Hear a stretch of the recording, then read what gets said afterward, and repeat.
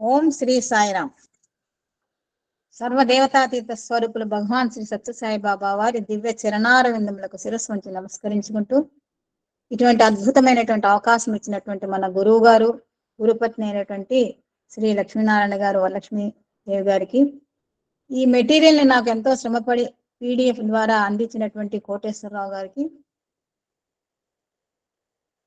ప్రియమైనటువంటి సహృదయులైనటువంటి స్వామి యొక్క భక్తులందరికీ హృదయపూర్వక ప్రేమపూర్వక సాయిరామ్.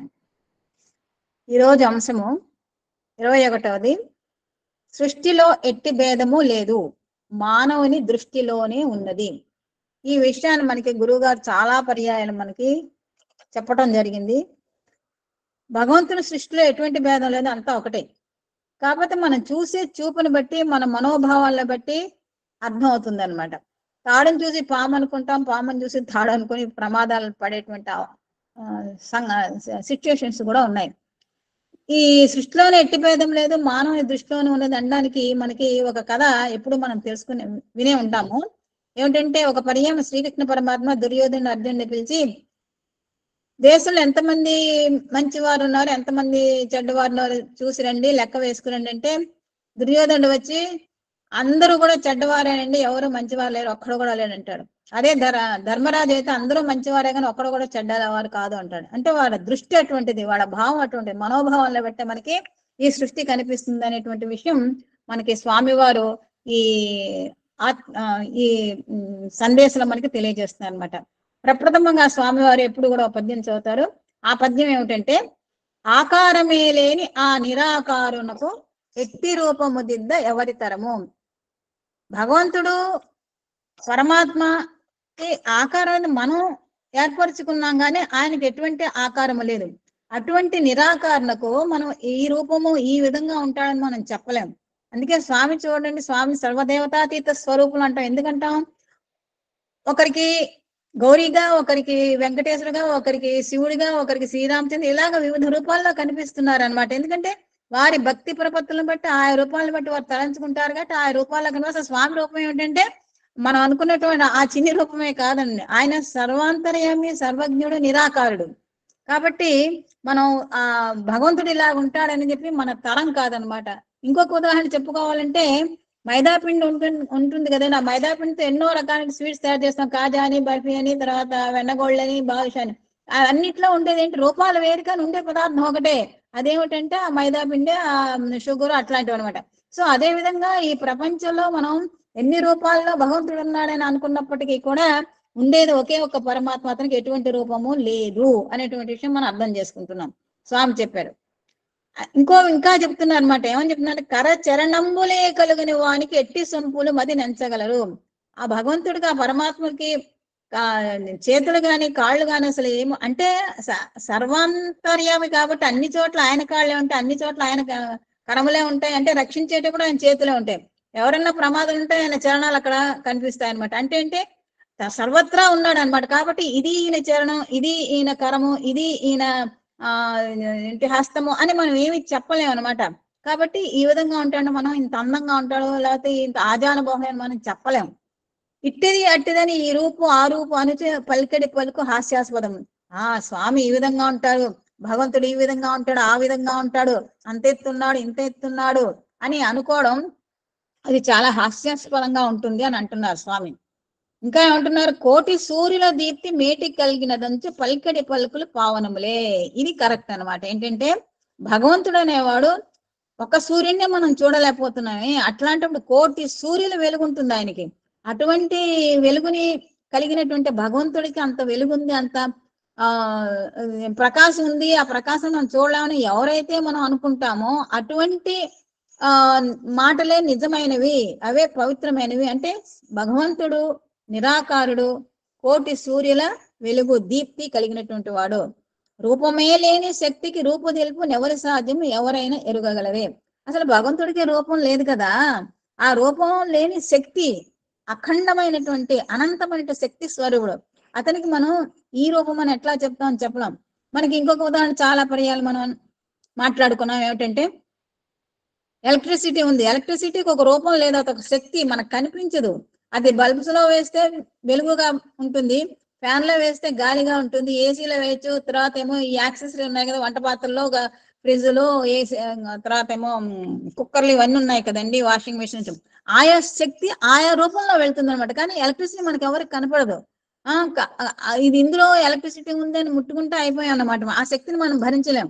అదే విధంగా భగవంతుని శక్తి కూడా అనంతమైనది, అవ్యక్తమైనది, అపురూపమైనది. ఇటువంటి శక్తి కలిగినటువంటి భగవంతుడికి మనము ఇంతుంది అంతుంది అని మనం కొలవలేము, మనం చెప్పలేము. ఈ రూపంలో ఉంటుంది అని మనం చెప్పలేము అనమాట.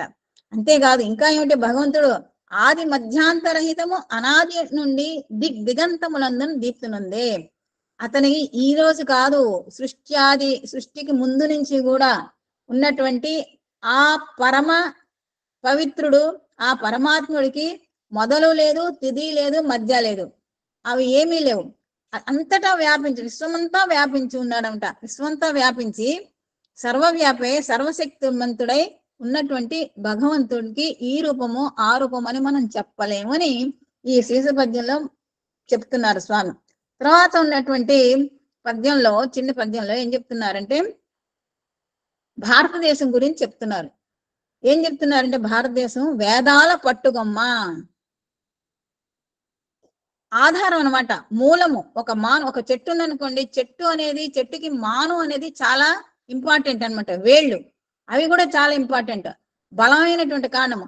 అంత బలమైనది, అంత మూలమైనది వేదాలు. ఆ వేదాలకి మన భారతదేశమే పట్టుగొమ్మ.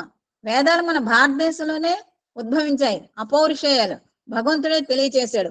సో వేదాలకి మూలము మన భారతదేశం, వేదాలు ఉన్నటువంటి పవిత్ర భారతదేశం. యజ్ఞ యాగాది క్రతువులకు ఆటపట్టు అంటే చూడండి, ప్లే గ్రౌండ్ అనమాట. యజ్ఞ యాగాదులు కూడా చేస్తూనే ఉంటారు. ఆనాడు చేశారు, త్రేతాయుగంలో చేశారు, ద్వాపరయుగంలో చేశారు, కలియుగంలో కూడా అప్పుడప్పుడు మనం అక్కడక్కడ చేస్తూనే ఉన్నాం. కాబట్టి వీటన్నిటికీ కూడా ఒక ఆట స్థలం లాంటిది యజ్ఞయాగాదులు చేయడానికి, ఒక ఆట స్థలం. ఇట్లాంటి యజ్ఞయాగాదులు ఎక్కడ ఇప్పుడు స్వామి భక్తులైనటువంటి వారు అమెరికాలోని ఇతర దేశాల్లో కూడా చేస్తూ ఉన్నారనమాట. సో భారతదేశమే ఆటపట్టు, ప్లే గ్రౌండ్ అనమాట. ఇంకో విధంగా చెప్పుకోవాలంటే యజ్ఞయాగాదులు చేయడానికి పెక్కు అవతారముల కన్నా పెద్ద తల్లి. అన్ని అవతారాలు కూడా మన భారతదేశంలోనే భగవంతుడు అవతరించాడు, కానీ మరి ఏ దేశంలో కూడా అవతరించలేదు. కాకపోతే జీసస్ క్రైస్ట్ అంటాం. జీసస్ క్రైస్ట్ అవతారం యొక్క కుమారుడు, అంతేగాని అవతారం యొక్క కుమారుడు, పరమాత్మ యొక్క కుమారుడు అతను. అందువల్ల ప్రతి అవతారము కూడా పరమాత్మ వివిధ రూపాల్లో, వివిధ అవకాశాలు, తర్వాత అవసరాలని బట్టి వివిధ రూపాల్లో అవతరించి ఆయా కర్మలను చేస్తూ, ఆయా కష్టాలని తొలగిస్తూ ప్రజలకి శాంతి సౌభాగ్యాలను సమకూర్చాడు. సో అటువంటిది భారతదేశం.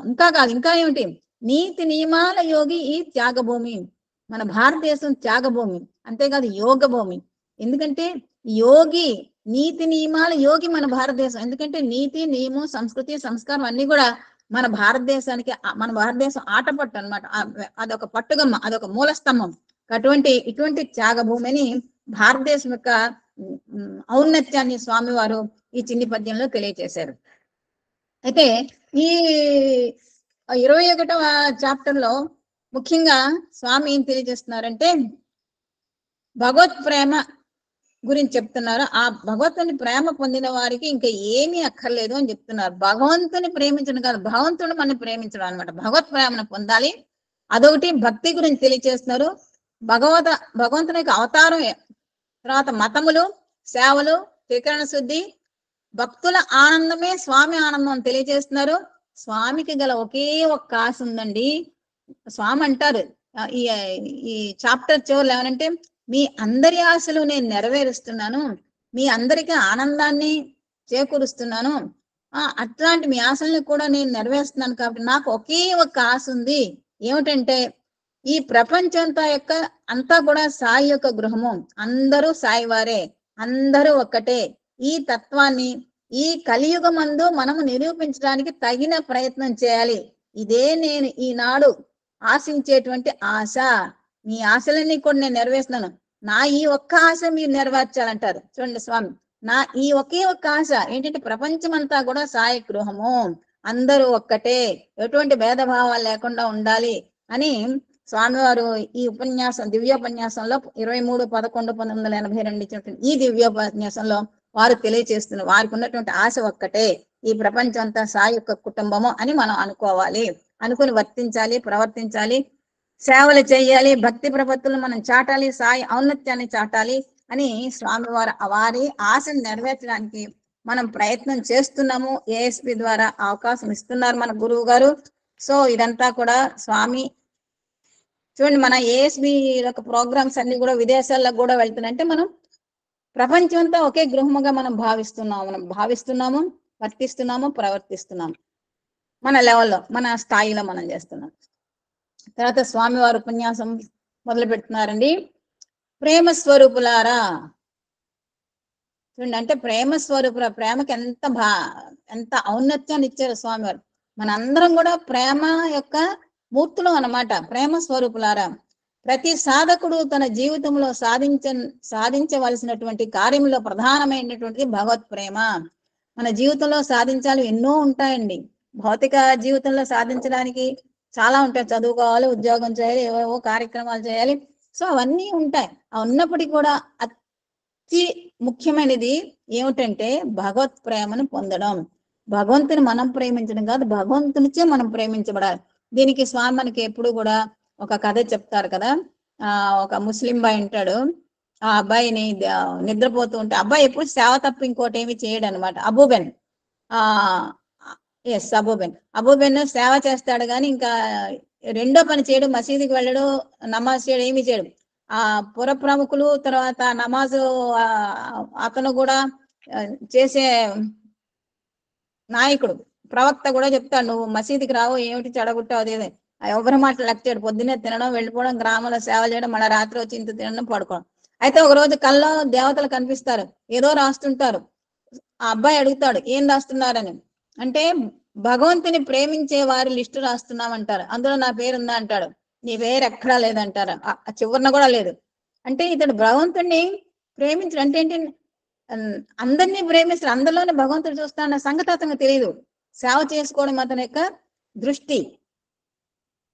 మళ్ళా నెక్స్ట్ డే కూడా కళ వస్తుంది, కళ దేవతలు ఏవో రాస్తూ ఉంటారు. ఏంటి రాస్తున్నారంటే భగవంతుడు ఎవరిని ప్రేమిస్తున్నారో వాళ్ళ పేర్లు రాస్తున్నాం అంటాడు. చూడండి, భగవంతుడి ప్రేమను పొందిన వారి పేర్లు రాస్తున్నాం అన్నాడు. అందులో నా పేరు ఉందా అని అడుగుతాడు. ఉంది, నీ పేరు మొట్టమొదటే ఉందన్నాడు. అంటే భగవంతుడు ఎవరిని ప్రేమిస్తాడంటే పూజలు పునస్కారాలు చేసిన వాళ్ళని కాదు, సేవలను చేసిన వాడిని ప్రేమిస్తాడని స్వామి వారి కథ మనకి తెలియజేస్తున్నారు అబూబెన్ కథలో. సో కాబట్టి మనం ముఖ్యంగా సాధించవలసింది ఏంటంటే భగవత్ ప్రేమ అని స్వామి తెలియజేస్తున్నారు. ఈ ఒక్క భగవత్ ప్రేమను మనం సాధించితిమా, మనము సర్వ సాధనముల సారమును సాధించిన వారం అవుతాము. సర్వ సాధనలు ఏమిటా, మిగిలిన సాధనలు మనం ఇన్వాల్వ్ అయ్యేవంటే ధ్యానం చేస్తాము, ఓంకారం చేస్తాము, నామ సంకీర్తన చేస్తాము, తర్వాత సత్సంగంలో పాల్గొంటాం, భజనలు చేస్తాము, సేవలు చేస్తాం, ఇవన్నీ చేస్తాం. ఈ అన్నిటి సేవలకి యొక్క సారం ఏంటంటే ఈ భగవత్ ప్రేమను పొందడమే. అది పొందితే మిగిలినటువంటివి ఏమీ అవసరం లేదు అని చెప్తున్నారు స్వామి. భగవత్ ప్రేమకు పాత్రుడైనటువంటి మానవునకు మరొక సాధన అవసరం లేదు. ఇంకెందుకు అసలు చేసే సాధనలన్నీ కూడా భగవంతుని యొక్క ప్రేమ కోసమే కదండి. కాబట్టి ఆ భగవంతుని యొక్క ప్రేమను మనం పొందేమంటే ఇంకా మనం ఎటువంటి సాధనలు అక్కర్లేదు. దీనికి స్వామి చక్కటి ఉపమానం చెప్తున్నారు. ఏమిటంటే వంట అయ్యేంత వరకే మంట. మనం ఎంతవరకు పొయ్యిని వెలిగిస్తాము అంటే, ఎంతవరకు మంట పెడతాం అంటే ఆ పాత్రలో ఉండే పదార్థాలని ఉడికేంత వరకే. ఎప్పుడైతే ఉడికిందని అనుకుంటామో, తయారైపోయింది అనుకుంటామో, ఆ వంట వెంటనే మంట ఇప్పుడు స్టవ్లు కాబట్టి దాన్ని సిమ్ లో పెట్టి తర్వాత స్టాప్ చేస్తాం. పూర్వకాలం ఏంటంటే కట్టెలు పొయ్యి, అది కాబట్టి ఆ కట్టెలు తీసి నీళ్ళు వేసి చల్లార్చేవారు అనమాట. సో వంట పూర్తయిన తర్వాత ఇంకా మంట అనవసరం అనమాట. అదేవిధంగా భగవత్ ప్రేమను పొందితే ఇంకా ఏ సాధన కూడా అక్కరలేదు అని చెప్తున్నారు. అయితే ఈ భగవత్ ప్రేమ అనేటువంటి గమ్యాన్ని చేరడానికి, లక్ష్యాన్ని చేరడానికి మార్గాలు ఏమిటి అని స్వామి చెప్తున్నారు. అందులో మొదటిది ఒక అంశము, భగవంతుని అనుగ్రహమునకు పాత్రుడైన వ్యక్తిని గ్రహములు ఏమీ చేయగలవు అంటే ఏమీ చేయలేవు. భగవంతుని అనుగ్రహం ఉంటే ఏ గ్రహము కూడా ఏం చేయదు అని చెప్తూ, మానవుడు 2 విధములైనటువంటి భ్రాంతుల చేత బంధితుడవుతున్నాడు. మనకి 2 రకాలైనటువంటి భ్రాంతులు ఉన్నాయి. వాటిని ద్వంద్వములు అని కూడా అంటారనమాట. ఈ రెండు విధమైన భ్రాంతులు ఏమిటంటే ఒకటి అయిష్టము, ఒకటి ఇష్టము, రెండోది అయిష్టము. అంటే ఏంటి, కొన్ని కొన్ని మనం ఇష్టపడతాం, కొన్ని కొన్ని మనం ఇష్టపడం. అంటే దీనికి మరొక పేరు ఏంటంటే ఇష్టాన్ని ప్రీతి అన్నారు, అయిష్టాన్నేమో ద్వేషము అన్నారు. అంటే ఇష్టం లేనిది. దీన్ని వేదాంతము మరియు శాస్త్రమందు కూడా ఏమన్నారంటే దీన్ని ద్వంద్వములు అన్నారు. రెండు, సుఖ దుఃఖాలు, ఇష్టాయిష్టములు, ప్రీతి అప్రీతి, ఇవన్నీ కూడా ద్వంద్వాలు అన్నమాట. వీటిని ఇంకొక పేరు కూడా ఉన్నాయి, ఏమిటంటే సవికర్షణ, విప్రకర్షణ అని దీనికి రెండు పేర్లు. అంటే ఇష్టము అయిష్టము, సవికర్షణ, విప్రకర్షణ. సవికర్షణ అంటే ఏమిటంటే ఒక పదార్థం మరొక పదార్థం తమ చెంతకి లాక్కోవడం అనమాట. ఇప్పుడు అయస్కాంతం పెట్టామనుకోండి, దూరంగా కొంచెం ఇనుపు ముక్కలో లేకపోతే పిన్నిసులు అట్లాంటివి పెడితే అయస్కాంతం పవర్ ఎక్కువగా ఉంటాయి, పిన్నిసులు అవి ఎంత దూరంగానో లాగేస్తుంది. అదే కొంచెం పవర్ అంటే కొంచెం దగ్గరగా పెడితే లాగుతుంది. ఈ విధంగా సవికర్షణ అంటే ఒక పదార్థాన్ని మరొక పదార్థం దగ్గరికి లాక్కోవడం. అంటే ఇప్పుడు మనం అంతా కలిసి పుట్టపర్తి ఇంటికి వెళ్తున్నామండి, అందరం వెళ్ళిపోతుంటాం అవసరం వచ్చినప్పుడల్లా. ఎందుకు, స్వామివారి దివ్య ప్రేమ మనని లాగేస్తుంది అనమాట దగ్గరికి, ఆయన దగ్గరికి. సో ప్రేమ అనేటువంటి అయస్కాంతానికి మనం ఇనుప ముక్క లాంటి మనం లాగబడుతున్నాం అనమాట. దీన్ని ఏమన్నారంటే సవికర్షణ అన్నారు, ఈ అట్రాక్షన్. రెండవది ఏమిటంటే విప్రకర్షణ. విప్రకర్షణ అంటే కూడా ఒక పదార్థం మరొక పదార్థం దూరం కావడం అనమాట. ఒక పదార్థం ఉందంటే దానికి దూరంగా వెళ్ళిపోవడాన్ని విప్రకర్షణ అన్నారు. ఇప్పుడు అగ్ని ఉందనుకోండి, అగ్ని ఉంటే అగ్ని మనకి చాలా అవసరం, కానీ పెద్ద పెద్ద మంటలు వస్తే మనం దూరంగా పారిపోతాం అనమాట. దాన్ని విప్రకర్షణగా మనం చెప్పుకోవచ్చు. కానీ ఒక పదార్థమును మనం ఒక పదార్థం చెంతకు లాగినటువంటిదే ఈ ప్రేమ. ఈ ప్రేమతత్వంని భక్తి అని కూడా పిలుస్తూ వచ్చారు. సో ఈ ప్రేమతత్వాన్ని భక్తి, మనం భగవంతుడిని ప్రేమిస్తే అది భక్తి.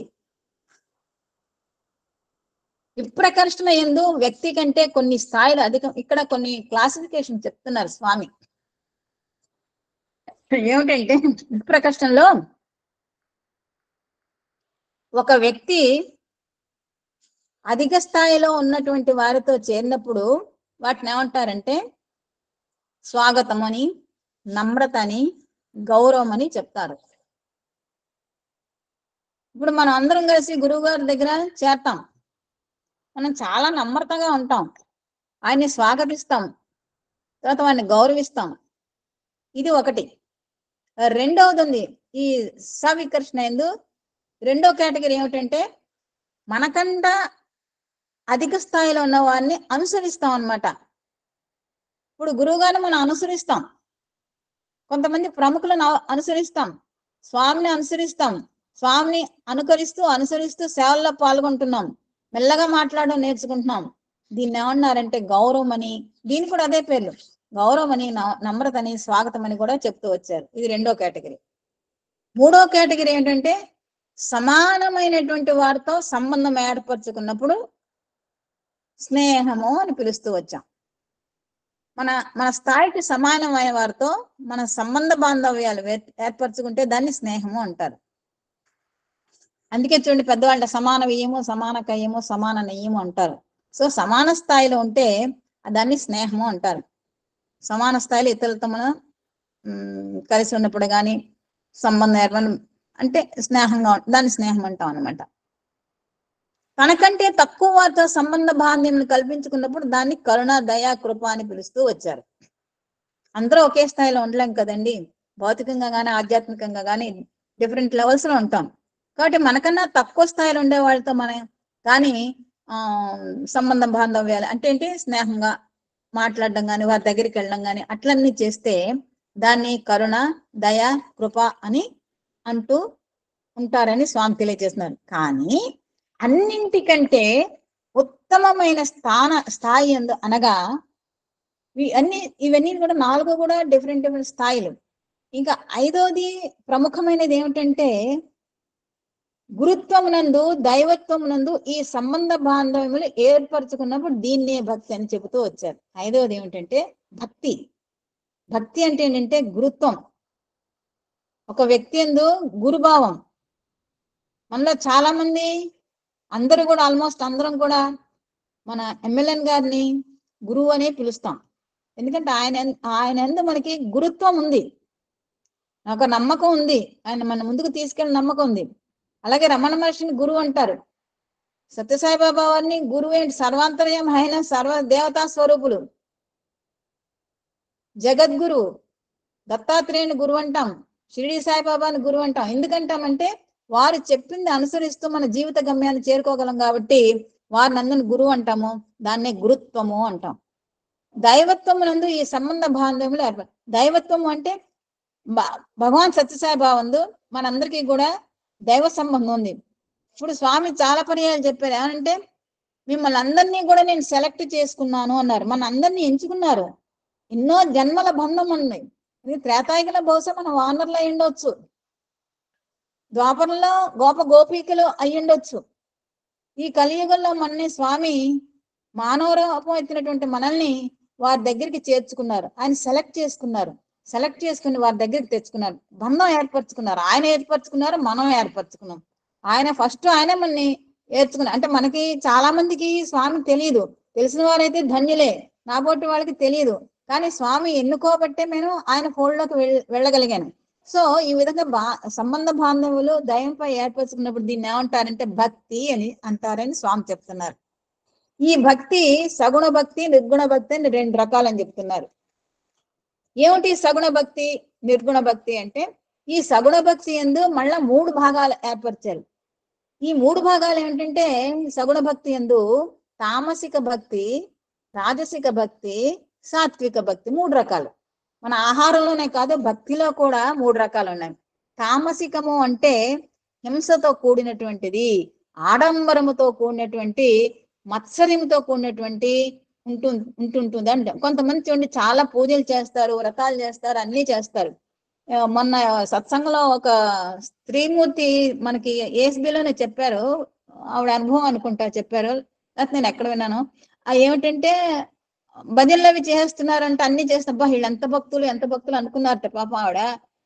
ఆ నెక్స్ట్ డే ఏమో కోడో మేకో ఏదో చేశారనమాట.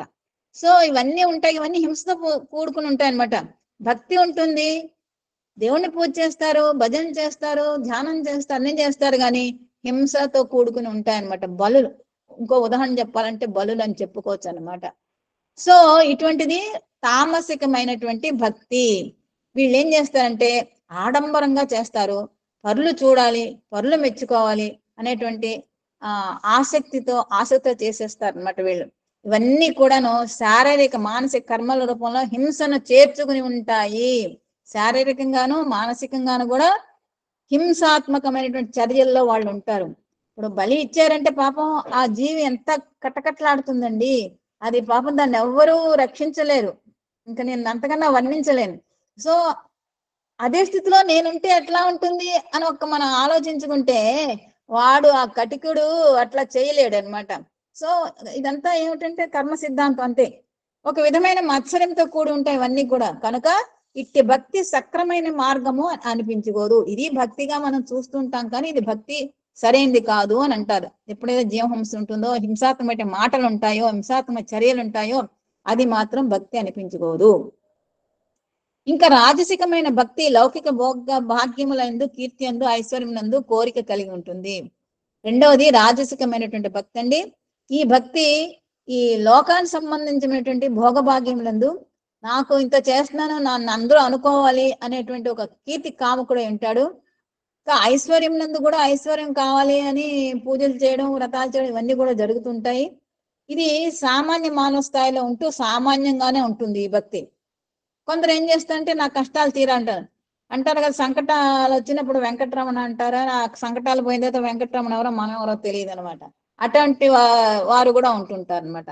సో కష్టాలు తీరాలని, ఐశ్వర్యం కలగాలని, కీర్తి మర్యాదలు ఉద్యోగాలు ఇవన్నీ రావాలి, ఇవన్నీ కూడా సామాన్య మానవులు ఉన్నటువంటి అభీష్టాలు, కోరికలు. ఈ కోరికలు నెరవేరడానికి వాళ్ళు భక్తి అంటే దేవుని ప్రేమిస్తుంటే నటించడం ఏదో చేస్తుంటారు, పూజలు వ్రతాలు ఇవన్నీ చేస్తుంటారు. ఇది కూడా సరైనటువంటి భక్తి కాదు. నిష్కల్మషమైనటువంటి భక్తి, నిష్కామమైనటువంటి భక్తి, అది భక్తి అనమాట. కానీ ఇదేదో కోరికలతో చేస్తారు, ఇందులో హింస అనేది ఉండదు. కానీ నేను, నా వాళ్ళు, నా కుటుంబం అని ప్రార్థన చేయి, ఇది కావాలి అది కావాలి అని అడుగుతూ ఉంటారు. ఎప్పుడు అది కావాలి ఇది కావాలని అడుగుతారు. అంతేగాని స్వామి నువ్వు కావాలని ఎవరు అడగరు అనమాట. సో ఇది కూడా సరైనటువంటి భక్తి కాదని చెప్తున్నారు స్వామి. ఇంకా మూడవది ఏంటంటే సాత్వికమైనటువంటి భక్తి. ఈ భక్తి యందు తన యొక్క పాపంలను పరిహారం చేసుకోవడం వల్లని తాను భగవంతుని అనుగ్రహానికి పాత్రుడు కావాలని శాస్త్ర ప్రమాణములు అనుసరించవలని వ్యక్తి అభిలషిస్తూ ఉంటాడు. ఇది మంచిదే. కేవలము శాస్త్రమును మాత్రమే అనుసరించాలని అనుకోవటము ఇది కూడాను ఒక విధమైనటువంటి భ్రాంతే అంటున్నారు స్వామి. పాపములను పరిహారం చేసుకోవాలనుకోవటం కూడా ఒక భ్రాంతే. భగవంతుని అనుగ్రహములకు పాత్రుడైన ఈ గ్రహములు మనల్ని ఏమి చేయగలవు? ఇది పరాభక్తి సంబంధము కాదు. సో ఈ సాత్వికమైన భక్తి కూడా పరాభక్తి కాదు అంటారు. అంటే మన పాపాలు పోవాలని తర్వాత ఇంకా ఏదో శాస్త్రం ప్రకారం మనం చేస్తున్నాం అనుకుంటాము. ఇవన్నీ కూడా భ్రాంతి అని చెప్తున్నారు స్వామి. సో ఈ భ్రాంతి సంబంధించినటువంటి ఈ 3 రకాలైనటువంటి తామసిక, రాజసిక, సాత్విక భక్తి కాదు, కరెక్ట్ అయినటువంటి భక్తి కాదు. ఇది పరాభక్తికి ఎటువంటి సంబంధము లేదు అని అంటున్నారు అనమాట. ఇది పరాభక్తి కాదు. సో మనకు కావాల్సింది, మనకు ఉండవలసింది కూడా పరాభక్తి అని స్వామి తెలియజేస్తున్నారు. ఏమిటంటే ఈ పరాభక్తి అంటే శరణాగతి అనమాట. తర్వాత మానవుని యొక్క సర్వాంగములు దైవ అర్పిత స్థితిలో ఉండటమే పరాభక్తి లక్ష్యము. సో ఎటువంటి భక్తి ఉండాలంటే పరాభక్తి ఉండాలి. ఈ పరాభక్తి యొక్క లక్షణం ఏమిటంటే మనం స్వామికి సర్వస్వ శరణాగతి అవ్వాలి.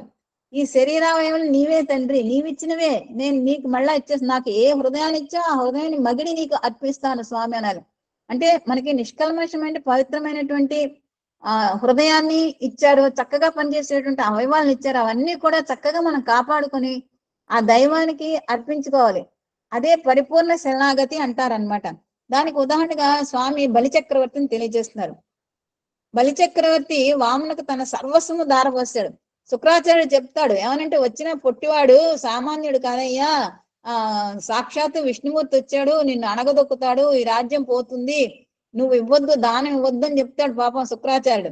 చెప్పినప్పటికీ కూడా బలిచక్రవర్తి తన సత్యవ్రతుడు అడిగింది ఇవ్వడమే తన యొక్క వ్రతం అనమాట. అందులో తను ఒక యజ్ఞం చేస్తుంది. యజ్ఞం చేస్తున్నప్పుడు వచ్చినటువంటి వటుడు కాబట్టి ఆ వటుడు ఏది అడిగితే అది ఇవ్వాలన్నమాట. కాబట్టి అతను ఏం అడిగాడంటే 3 అడుగులు నేల అడిగాడు. కేవలం 3 అడుగులే అనుకున్నాడు పాపం. ధ్యానం మన ఫిజికల్ లెక్క 12 అంగుళాలు ఒక అడుగు అంటాం కదా, అది అనుకున్నాడు. కానీ అతను అడిగింది ఏంటంటే విపరీతార్థమం. ఆ పరమార్థాన్ని గ్రహించిన వాడు శుక్రాచార్యుడు మళ్ళా చెప్తాడు వద్దయ్యా నువ్వు ఇవ్వద్దని. కానీ అతను ఏమంటాడంటే, నేను ఇచ్చిన మాట తప్పను, నేను ఇస్తాను అన్నాను. వటువా నువ్వు ఎవ్వడవు, ఎక్కడి నుంచి వచ్చావు, నీకు ఏది కావాలి, గొడుగు కావాలా, కమండలం కావాలా, అమ్మాయిలు కావాలా, అది కావాలా ఇది కావాలని అడుగుతాడు. కానీ ఏది కావాలండి, ఏం కావాలంటే నాకు 3 అడుగుల నేల మాత్రమే కావాలంటాడు అనమాట. అప్పుడు శుక్రాచార్యుడు చెప్తాడు, నువ్వు అన్నది పర్వాలేదయ్యా, నువ్వు అసత్యం ఆడినా పర్వాలేదు అని ఒక నీతి చెప్తాడు. శుక్రాచార్య నీతి ఏమిటంటే, వారిజాక్షులందు వైవాహికమందు ప్రాణవిత్త మాన భంగమందు జకిత గోకులాగ్ర జన్మ రక్షణమందు వంక వచ్చును అగమ పొందదదిపా అని చెప్తాడు. అంటే నువ్వు స్త్రీలందు వివాహ సమయంలోనూ అంటే భయపడినటువంటి ఆ గోవులను రక్షించడంలోను, నీ ప్రాణం పోతుంది అనుకున్నటువంటి సమయంలోనూ నువ్వు అబద్ధం ఆడొచ్చు, అది దాంట్లో ఏం తప్పు లేదని చెప్పి ఒక నీతి చెప్తాడు. అయినా కానీ అతడు వినకుండా 3 అడుగుల దానం ఇచ్చేస్తాడు అనమాట. అది బలిచక్రవర్తి యొక్క శరణాగతి, అది పరాభక్తి అని చెప్తున్నారు. ఆత్మానంద నిమిత్తము తాను అర్పితం గావించుకున్నాడు, తన ఆనందం పొందడానికి అర్పితం. దీనిని శరణాగతిని కూడాను చెబుతూ వచ్చారు. ఈ శరణాగతి తత్వం ముందు దివ్యత్వం అనేటువంటిది ఆత్మతత్వము ఏకత్వము అవుతుంది. ఈ శరణాగతి ఎప్పుడైతే చేస్తామో మనము పరమాత్మ తత్వంతో ఏకత్వం అయిపోతాం అనమాట. దానికి ఉదాహరణ ఎంతో మంది భక్తులను చెప్పుకోవచ్చు. రామదాసుని చెప్పుకోవచ్చు అండి. రామదాసు మొత్తాన్ని కూడా భగవంతుని నువ్వేం చేసినా పర్వాలేదని చెప్పి అనుకుంటాడు. తర్వాత స్వామిని తిడతాడు, ఎవరబ్బా సొమ్మని కులుకుతూ ఉన్నావు రామచంద్ర అంటాడు. మళ్ళీ అయ్యో నా తప్పు చేసి నాదే తప్పు అని మళ్ళా పశ్చాత్తాపం పడతాడు. ఈ విధంగా భక్తి అనమాట. సో మన భక్తి శరణాగతి తత్వము దివ్యత్వం అనేటువంటి ఆత్మతత్వము ఏకత్వం అవుతుంది అనమాట ఈ శరణాగతి చేసినప్పుడు. ఇట్టి భక్తి యందు 9 విధ మార్గములను అనుసరిస్తూ వచ్చారు. కానీ 9 విధ భక్తి మార్గాలు మనకు తెలుసు కదండి. అవి అందులో ఏదో ఒకటి అనుసరించవచ్చు, కొన్ని అనుసరించవచ్చు, అన్ని అనుసరించవచ్చు వాళ్ళ యొక్క శక్తి యుక్తులను బట్టి, సమయాన్ని బట్టి. కానీ మరికొంతమంది తన దేహమందలి కరచరణాది అవయములను దైవార్పితము గావించి సాధకత నొందుతూ వచ్చారు. కొంతమంది ఏం చేస్తారంటే వాళ్ళ చరణాలని, కరాలని, అన్నిటిని కొన్ని అంగాలను ఇచ్చేస్తారు. దానికి మనం భక్త కన్నప్పని తెలుసుకోవచ్చండి. ఈ అవయవాలను దానం చేసిన వాళ్ళలో ఒక్కడు భక్త కన్నప్ప అనమాట. అందుకే ఆయనకి కన్నప్పని భక్త కన్నప్ప అంటాం అనమాట. ఎందుకు భక్త అన్నం అంటే ఆయన భగవంతుడిని విపరీతంగా ప్రేమించాడు కాబట్టి ఆయన ఉదాహరణగా మనం చెప్పుకుంటున్నాం. ఏది చూసినా, ఏది చేసిన టైం అయిపోతాం, ఏది చూసినా, ఏది చేసినా, ఏది విన్నా, ఏది తలచినా అన్ని కూడా దైవత్వం యొక్క తత్వమే అని వారు భావిస్తూ వచ్చేటువంటి వారు. దీనికి ఇంకొకళ్ళు కూడా మనం చెప్పుకోవచ్చు. భక్త తుకారం ఏది చూసినా, ఏది చేసినా శిక్షించినప్పటికి కూడా ఏం చేశాడు భక్త తుకారం? అంతా దైవార్పితం అనుకున్నాడు. అంతా దైవార్పితం, దైవకరణ, దైవ నిర్ణయం అని అనుకున్నాడు అనమాట. అది ఒకటి. తన చేతులతో చేసేటువంటి సర్వ కర్మలకు కూడా దైవ సేవలకు భావిస్తూ వచ్చారు. తాము ఎక్కడికి ప్రయాణమైన కూడా దైవ ప్రదక్షిణగా విశ్వసిస్తూ వచ్చారు. తమ కన్నులతో నిరంతరము కూడా దైవం యొక్క రూపంనే దర్శిస్తూ ఉండేటువంటి వారు. ప్రతి ఒక్కళ్ళు కూడా వాళ్ళు దైవాన్నే చూసేవారండి. స్వామి కోరుకునేది అదే. దివ్యాత్మ స్వరూపులారా అంటారు. ప్రతి ఒక్కరిలో ఆత్మ ఉంది, ప్రతి జీవిలో ఉంది. నిన్న డిఎస్ శాస్త్రి గారు చెప్పినట్టు రాయిలోనూ ఆత్మ ఉంది, ప్రతి జీవిలో కూడా ఆత్మ ఉంది, కానీ స్థాయి వేరుగా ఉంటుంది అనమాట. కాబట్టి అన్ని కూడా పరమాత్మ స్వరూపులు అని చెప్పి మనం తెలుసుకోవాలి, విశ్వసించాలి. నిరంతరము దైవం యొక్క రూపంనే స్మరిస్తూ స్తోత్రము చేస్తూ ఉండేటువంటి వారు ఏతావాత మానవుని యొక్క సర్వాంగము దైవార్పితము గావించే స్థితి ఎందు ఉండటమే పరాభక్తి యొక్క లక్షణము. అంటే భాగవతంలో చెప్పినట్లుగా భగవంతుని చూడండి కన్నులు ఎందుకు, హరికి హితం చేయని నాలికెందుకు, హరి పూజ చేయని చేతులు ఎందుకు, హరిచింతకు పోవని పాదములు ఎందుకు అన్నట్లుగా మనలో ఉన్నటువంటి ప్రతి అవయవం, ప్రతి శక్తి కూడా దైవార్పణ భావంతో దైవాన్ని ప్రేమిస్తూ వారికి సేవలు చేయటమే మన జీవిత లక్ష్యము. అప్పుడే మనము పరాభక్తిలో ఉన్నట్టు, తర్వాత భగవంతుని యొక్క ప్రేమను పొందేటువంటి అవకాశం కలుగుతుంది. అదే మన జీవిత లక్ష్యం. ఆ లక్ష్యాన్ని సాధించగలుగుతామని స్వామి తెలియజేశారండి. సాయిరాం. ఈ అవకాశం ఇచ్చినటువంటి భగవాన్ సత్యసాయి బాబా వారికి, మన ఎమ్మెల్యే గురువు గారికి ఇంకొక 10 నిమిషాలు మాట్లాడండి. ఇంకొక 10 minutes ఇవ్వండి. ఓకే సాయిరాం. థ్యాంక్స్.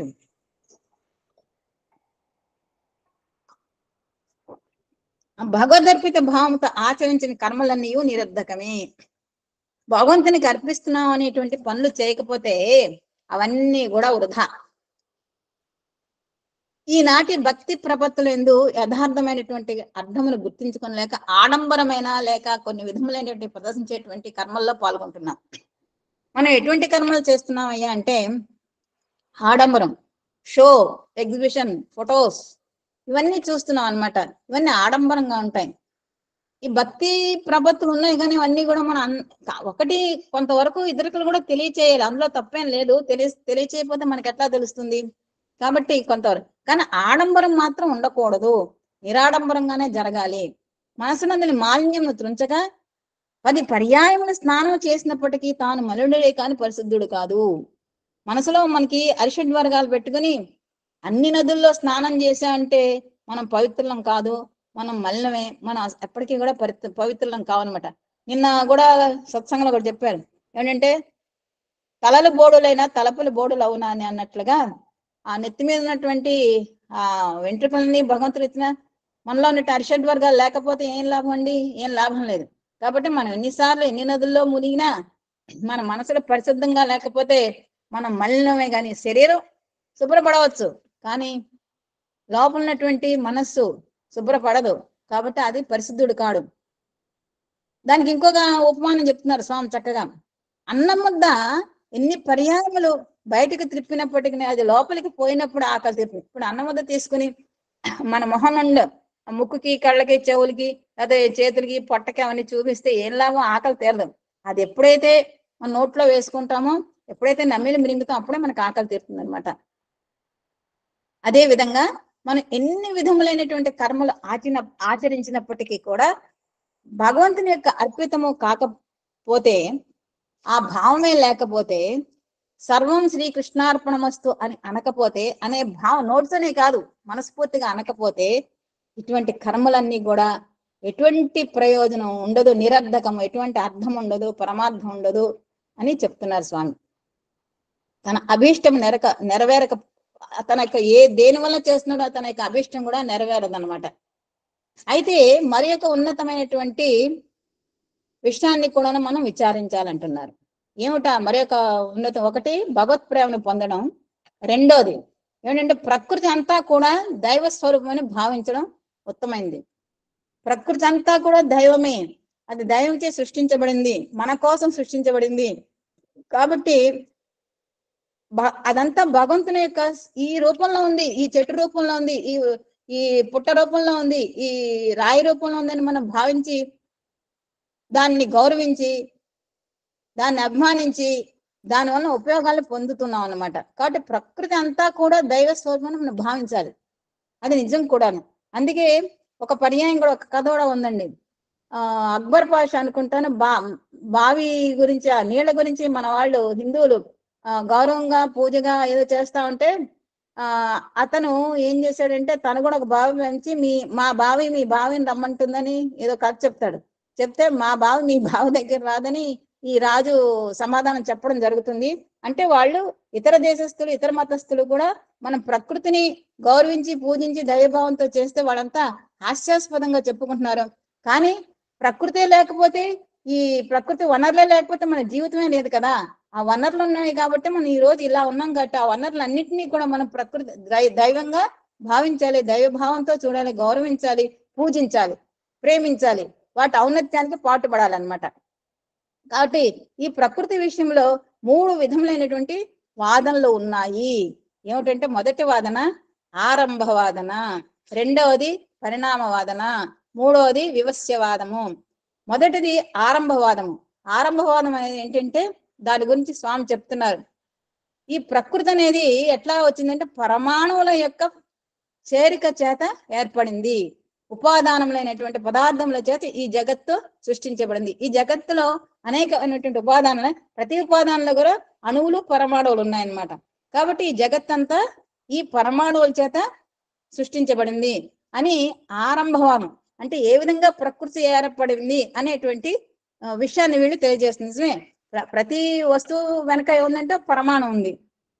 ఒక పర్యాయము స్వామి ఒక భక్తునితో వెళ్తున్నారు, పేరు మర్చిపోయాను భక్తుని పేరు, కారులో వెళ్తున్నారు.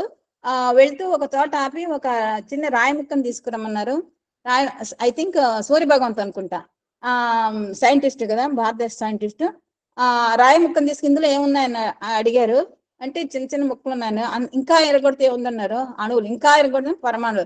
సో ఈ పరమాణువుల కలయికే ఏంటి రాతి ముక్క అని చెప్తా అనమాట. అవునా, ఏది ఇలాగ ఇవ్వని చెప్పి ఆ ముక్కను తీసుకుని తన చేత్తో పట్టుకోగానే అది పటిక బెల్లంగా మారుతుంది. మారిన సూర్యభగవంతంగానే తినమంటారు, అది తీయగా ఉంటుంది అనమాట. కాబట్టి ఈ జగత్తు అంతా సృష్టించబడింది భగవంతుడే. ఆయన ఏదన్నా చేయగలడు, ఏదన్నా లేకుండా కూడా చేయగలడు అనమాట. ఈ విధంగా భగవంతుడు పరమాణువులచే ఉపాదాన కారణము ఆధారం చేసుకుని ఈ జగత్తునకు ఒక రూపం కల్పించాడు అనమాట. పరమాణువుల యొక్క కలయికే ఉపాదానములు, దానివల్లనే ప్రకృతికి ఈ జగత్తుకి ఒక రూపాన్ని కల్పించాడు అని వీళ్ళు చెప్తారు, ఎవరో ఆరంభవాదం చేసేవాళ్ళు. పరమాణువే లేకుండా సృష్టికి ఏ విధమైనటువంటి అవకాశము లేదు. ఈ సృష్టికి ఏదో ఒకటి ఆధారం అనేది ఉండాలని వారి వాదము. ఇక రెండవది ఏమిటంటే, రెండవ వాదం పరిణామవాదము. అది ఇది పరిణామం. అనగా దైవం తన నుండి ఈ జగత్తునంతా సృష్టించినాడు అని వీరి వాదం. అసలు దైవం అనేవాడుకున్నాడు ఒక విత్తనం, ఆ విత్తనంలోంచే వచ్చింది ఈ మొక్క. ఈ మొక్క ఉన్నటువంటి ఆకులు, కొమ్మలు, చిలువలు, కాండం ఇవన్నీ కూడా భగవంతుడి నుంచి, ఆ విత్తనం నుంచి, ఆ విత్తనమే భగవంతుడు అంటారు వీళ్ళు. పరిణామవాదము అంటే మార్పు చెందు, పరిణామం అంటే మార్పు. బీజమును నేలందు నాటి దాన్ని పోషించినప్పుడు అది అనేక కొమ్మలు, రెమ్మలు, ఆకులు, కాయలు, పుష్పములుగా పరిణామం పొందినట్టుగా దైవత్వము నుండి జగత్తు ఈ విధమైనటువంటి గొప్ప పరిణామం పొంది ఉన్నదని వారి యొక్క వాదము. సో మొదటిది కరెక్ట్ అనిపిస్తుంది, రెండోది కూడా సరైనదే అనిపిస్తుంది. దైవమే ఈ యొక్క విత్తనమని, దీని నుండి సంకల్పంగా కొమ్మలు, రెమ్మలు బయలుదేరినవని, ఇందులో మమకారము అనేటువంటి ఫల పుష్పములు పుట్టినవని, ఏకోహం బహుశ్యాం అనేటువంటి అంతరార్థములకు సరైనటువంటి రూపాన్ని తీర్చిదిద్దుతారు వీళ్ళు. ఏకో ఉన్నది ఒకటే, కనిపించేది డిఫరెంట్, ఏకోహం బహుశ్యాం. మూడవది ఏమిటంటే వివస్యవాదము. లోకములో కొందరు త్రాడుగా ఉండినప్పటికీ పాము అని భ్రమిస్తారు.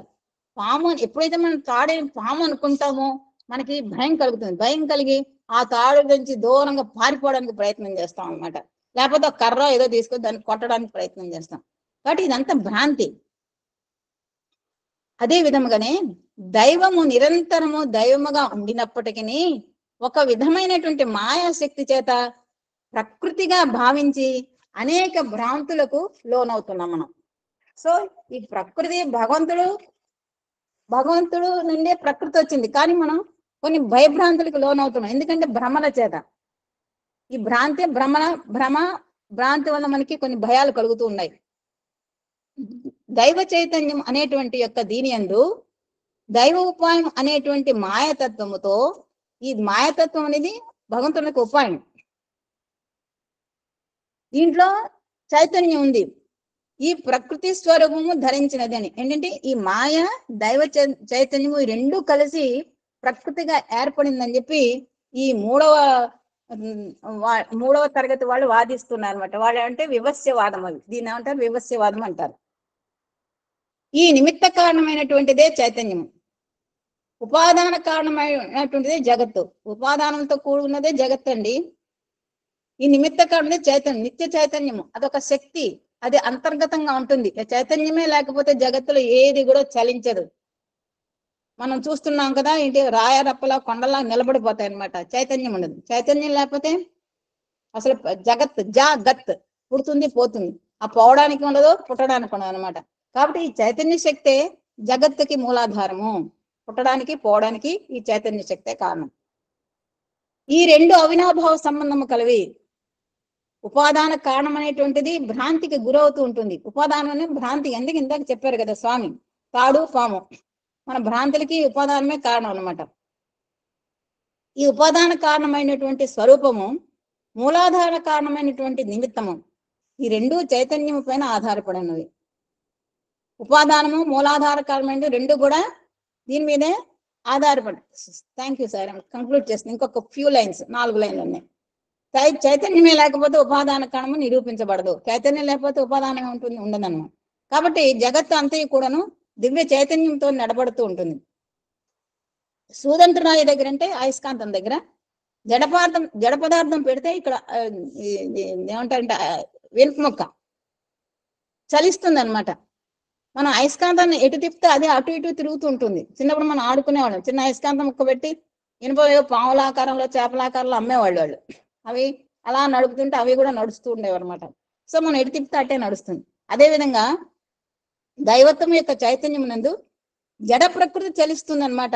దైవంలో ఉన్నటువంటి ప్రకృతిలో ఉన్నటువంటి ఆ చైతన్యం వల్ల ఈ జడమైనటువంటి ప్రకృతి కదులుతూ ఉంటుంది, జరుగుతుంటుంది, చలిస్తుంది, నడుస్తుంది, జరపబడుతుంది. కనుక జగత్తు వేరని దైవము వేరని మనం భావించకూడదు.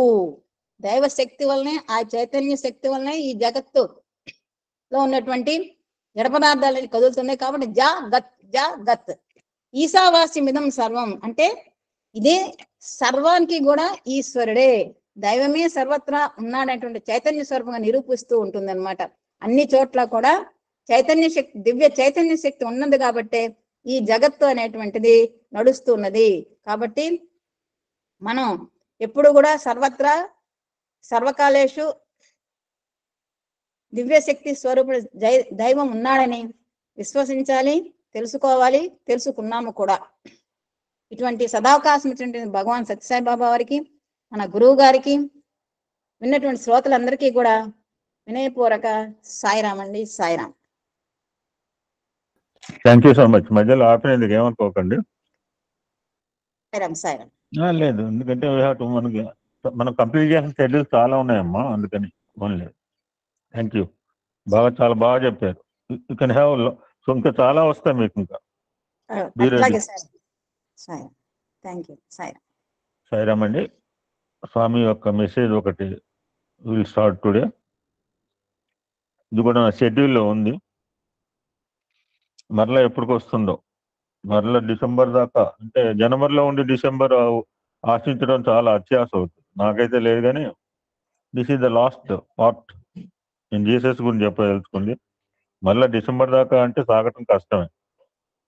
నాకైతే ఎటువంటి ఆశలు లేవు. Once Swami says about Gautam Buddha, we have 2-3 English short messages ఈజీగా ఉంటాయి. పెద్ద పెద్ద కఠిన పద్ధతి నాకు రావు. పెద్ద పెద్ద మేడం అంటే double post graduation. Once Buddha relay, Swami says Buddha relay that names, forms, and physical relations are transient. He said one should not get deluded by them. దాన్ని ఏమంటే తెలుగులో యదృశ్యం తన్నస్యం. All that is seen to bound to perish. మనం చూసేదంతా నశించవలసింది, శాశ్వతం ఏం లేదు. అవతార పురుషులో పోతున్నాం మనం ఎంత. He studied various sacred texts and had an audience with many scholars, but he has not satisfied. ఎన్నో గ్రంథాలు చదివాడు, ఎంతో మహనీయులతో సత్సంగాలు చేసినా అతనికి లోపల ఉన్న తృష్ణ అసలు అర్థం సాటిస్ఫై కాలేదు. Ultimately he concluded that one should attain liberation. అంటే నిర్వాణ. బుద్ధుడు అనగానే మనకు గుర్తు వచ్చే పదం నిర్వాణము. నిర్వాణం అంటే ఎవడైనా పొందవచ్చు, బుద్ధుడే కాదు. మనకు ఆయన చెప్పారు, స్వామి చెప్పారు. నేను రుద్రం బాగా చెప్తాను ఇప్పుడు. ఎనీబడి కెన్ అటైన్ ద జ్యోతిర్మయ తత్వ. ప్రతి వాడికి అర్హత ఉంది. Only thing is to make sadhana. One should attain liberation only through proper use of the 5 senses. ఇచ్చిన 5 జ్ఞానేంద్రియాలను చక్కగా వాడుకుంటే బుద్ధుడు ఏ విధంగా నిర్వాణం పొందాడో everybody can get it. Swami ఒక సందర్భంలో చెప్పారండి. So next one more.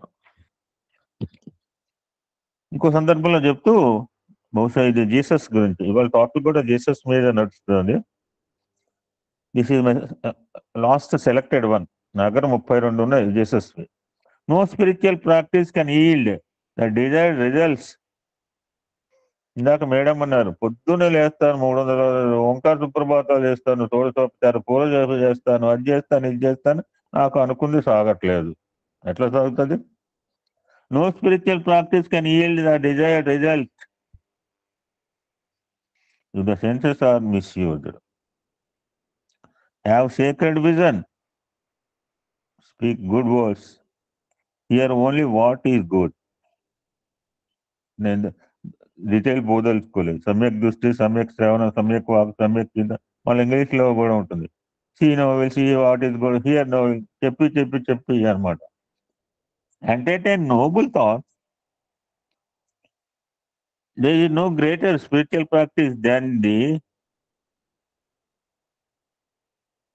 This. అది ఎంటర్టైన్ నోబుల్ థాట్స్ అంటున్నారు. ఇంతకంటే గొప్ప ఆధ్యాత్మిక సాధన ఏం లేదు. ఎందుకంటే మంచి ఆలోచన వస్తే మంచి మాట, మంచి క్రియ వస్తుంది ఆటోమేటిక్ గా. The teachings of Buddha the same was taught by Jesus. వ్యక్తులు వేరు కావచ్చు, వాళ్ళ సిద్ధాంతాలు మాత్రం ఒకటే ఉంటాయండి. లాస్ట్ వన్, రాత్రే రాత్రి అనేది. ఎందుకు వచ్చారు స్వామి అంటే, రామ రామ అనేవాడు సాయి రామ అంటానికి, శివ శివ అనేవాడిని సాయి శివ అంటానికి, కృష్ణ కృష్ణ అనేవాడిని సాయి కృష్ణ అంటానికి రాలేదు. ఎందుకు వచ్చారు చాలా బాగా చెప్తున్నారు ఆయన మాటల్లోనే. ఇది మనం గుర్తుపెట్టుకోవాలి. ఎందుకు వచ్చారు సత్యసాయి బాబా అంటే, I have come not to disturb or destroy any faith. మన ఎవ్వడి నమ్మకాలు, ఎవరు వీడియో ఓపెన్ చేశారు దయచేసి ఆపండి బాబు. మన నమ్మకాల్ని మార్చడానికి రాలేదు మహనీయుడు, మార్చుకోవడానికి రాలేదు. To disturb or destroy any faith, but to confirm each in his or own faith. దయచేసి వీడియో ఓపెన్ చేయండి, వీడియో ఆఫ్ చేయండి అమ్మా, తీసేయండి సార్ ఆవిడని. So that the Christian becomes a better Christian.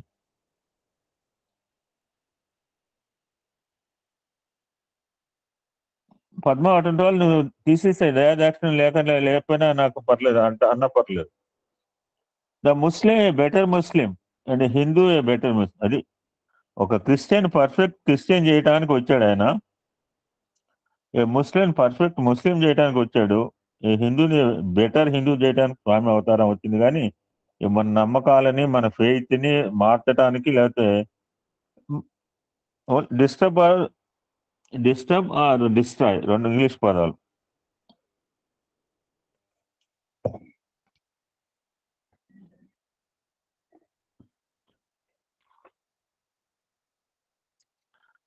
ఈ పద్యం ఒక ఆయన చెప్తుంటాడు. ఎవరు చెప్తారో నేను చెప్తాను. ఆయన పేరు చెప్తే నాకు హ్యాపీ. పలుకులే మహా రుచికరములు, పలుకులే పరిమళ పూతలు, పలుకులే మధుర మకరంద ఇక్షురస దాక్ష పానకాలు, పలుకులే 4 వేదాలు, పలుకులే శృతి స్మృతి గీతాలు, నీ పలుకులే స్వర్గ నరక మోక్ష ద్వార బంధనాలు అంటాడు. ఒక ఆయన 2-3 సార్లు చెప్పాడు మన సత్సంగాలు ఒక ఆయన మహనీయుడు. గుర్తుండాలని లేదు, వదిలిపో. This is also Swami narrated one of the Christmas messages on 1992. This is the last one of my selected. ప్రేమ స్వరూపులారా, నిన్న సార్ అంటుంటే చాలా అనమాట. దివ్యాత్మ స్వరూపులారా అన్నప్పుడల్లా ఆయనకి గుండె కరిగిపోయేది. నేను మనం చాలా లైట్ గా తీసుకుంటాం. ఆయన స్వామి అట్లా అంతే అంటుండాలే, ఆయన అంతే అంటుండాలే అని మనం చాలాసార్లు అనుకుంటే ఒకసారి సీరియస్ గా ఆలోచిస్తే నాకు అర్థమైంది. ఆయన స్వామివారు సాక్షాత్ మన దివ్యాత్మ స్వరూపులారా అంటున్నాడు అంటే చూడండి.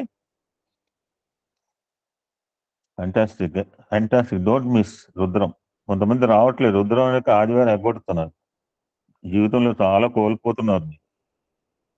ఎందుకంటే ఇంతకంటే చెప్పదలుచుకోలే.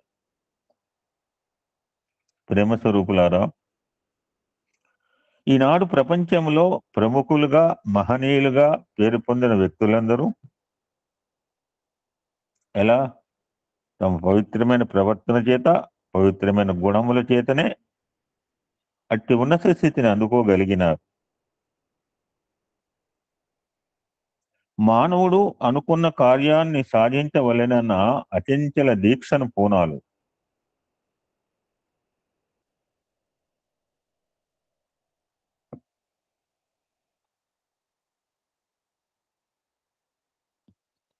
చంచల మనస్కుడు ఏ చిన్న కార్యంనైనా సాధించలేడు. ఆపదలో ఉన్న వారిని ఆదుకోవటము, కష్టాల్లో ఉన్న వారికి తగిన సహాయం చేసి సంతోషపెట్టడం వంటివి అతి శ్రేష్టమైన గుణములని అన్ని మతాలు, అన్ని గ్రంథాలు ఆచరించాయి. ఏ పర్టికులర్ రిలీజన్ కో కాదు, సహాయం చేయటము, ఆపదలో ఉన్నవారు ఎవ్రీ మతం చెప్పింది అదే మాట. ఈ విశాల విశ్వమందు ప్రతి మానవుడు సమాన అధికారం కలిగి ఉన్నారు. ఇప్పుడు ఇందాక ముచ్చరించుకున్నాం, everybody has the right to get nirvana. దైవ సామ్రాజ్యంలో ప్రవేశించడానికి ప్రతివాడికి అర్హత ఉంది, ప్రతివాడికి హక్కు ఉంది. సారీ, నో ప్రాబ్లం అమ్మా. అందరూ ఒక కుటుంబానికి చెందిన వారే. సహనభావంతో, సమరస భావంతో కలిసిమెలిసి జీవిస్తూ, ఐకమత్యంతో సమాజ సేవలు ఆచరిస్తూ ఆత్మశాంతి అందుకోవటము అత్యవసరం. ఈ ప్రపంచం అంటేనే అంత ద్వంద్వం చాలాసార్లు మనం అనుకున్నాం. ఈ ప్రపంచంలో మంచివారు, చెడ్డవారు, ధనికులు, దరిద్రులు, విద్యావంతులు, విద్యాహీనులు అన్ని దేశములందు ఉన్నారు. ఒకే గడ్డ పైన పుట్టి ఒకే గాలిని పీల్చుకుంటూ ఉన్న ప్రజల మధ్య కలతలు పెంచి విభేదాలు సృష్టించే సంకుచ హృదయులు కూడా ఉన్నారు. అనాది కాలం నుంచి చూస్తున్నాం మనం. ఇది కృతయుగంలో నుంచి కూడా ఇటువంటి వాళ్ళు కనపడ్డారు మనకి.